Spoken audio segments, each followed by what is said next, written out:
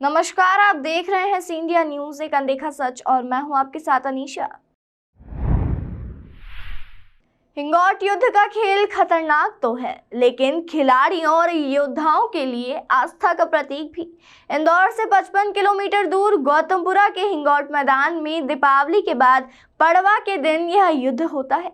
गौतमपुरा और रुंजी के जांबाज इस युद्ध में बिना अपनी जान की परवाह किए शामिल होते हैं। इस साल यह युद्ध बुधवार को खेला गया, जिसकी तैयारियां जोर शोर से चल रही थी। हिंगोट युद्ध कैसे शुरू हुआ और यह परंपरा में कैसे तब्दील हुआ, इसका प्रमाण किसी के पास नहीं है, लेकिन कहा जाता है कि हिंगोट स्वाभिमान का प्रतीक है। ये परंपरा मुगलों और मराठों के ज़माने से चली आ रही है। उस समय लूटपाट के अलावा मुगल सेनाएं हथियारों के साथ क्षेत्र में आती थी। मराठा हिंगोट के गोले दाग कर मुगल सेना से लड़ा करते थे। यह एक तरीका का गुरिल्ला वार हुआ करता था। तब से दोनों गांवों के बीच में प्रतीकात्मक युद्ध होता है, ताकि लड़ाके अपने हुनर को ना भूले। हिंगोट एक स्थानीय फल है जो गौतमपुरा के आसपास के जंगल की झाड़ियों में पाया जाता है। इस फल को खोखला करके सुखाया जाता है और उसमें बारूद भरी जाती है। फिर अरण्या नामक लकड़ी के पतले हिस्सों को हिंगोट पर बांधा जाता है। उसे अगरबत्ती की तरह जलाकर उससे हिंगोट को सुलगाया जाता है। फिर यही सुलगता हुआ हिंगोट विपक्ष पर फेंका जाता है। कहने को तो यह युद्ध है, पर वास्तव में यह एक ऐसी परंपरा है जो सैकड़ों वर्षों से चली आ रही है। इसमें भाग लेने वालों ने इस परंपरा को हमेशा खेल भावना से ही लिया है और आपसी मतभेदों को इससे दूर रखा। युद्ध के दिन सुबह गोवर्धन पूजा होती है, फिर पशुधन पूजे जाते हैं। इसके बाद गांव में पाड़ों की लड़ाई होती है। फिर दोनों समूह के योद्धा देवनारायण भगवान के मंदिर में जाकर पूजा करते हैं। इसके बाद सभी एक साथ मैदान पहुंचते हैं और वहां शाम को युद्ध शुरू हो जाता है। आज यहाँ देपालपुर तहसील के गौतमपुरा टप्पे में हिंगोट युद्ध का आयोजन किया गया था।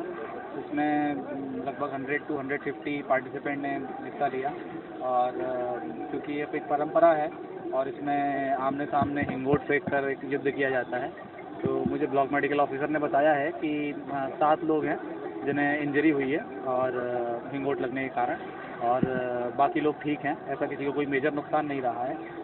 ब्रूशेस तो रहते ही हैं, आदमी मैदान में दौड़ता भी है तो गिर जाता है, इस टाइप से छोटी मोटी इंजरियाँ हैं। बाकी ऐसा कोई मेजर नुकसानी क्षति कहीं नहीं हुई है।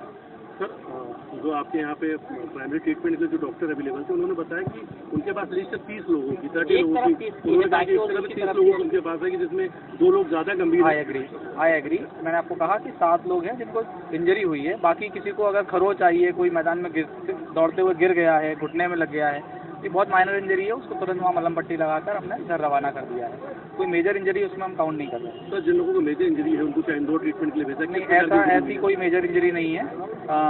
जो 7 लोग हैं उनको अभी हमने एम्बुलेंस से रेफ़र किया है यहाँ जो PHC है यहाँ पर, और प्राइमरी उपचार उनका करा के, और जो उपरांत जांच डॉक्टर को लगेंगी वो करके, अगर कोई गंभीर मैटर लगेगा तो हम रेफर कर देंगे। सर, जब युद्ध हो रहा है किस तरीके से किए गए थे? हाँ जी, सुरक्षा के इंतजाम किस तरीके से किए गए थे? हमने यहाँ पर इस बार 12 से 15 फीट ऊंची हमने जाली लगाकर, जो जनता आती है देखने और जो लोग उत्साह से आते हैं देखने, उनको सेफ रखने के पर्पज़ से हमने 15 फीट ऊंची जाली लगाई थी, जो अमूमन हर साल 6 से 8 फीट ही रहती है।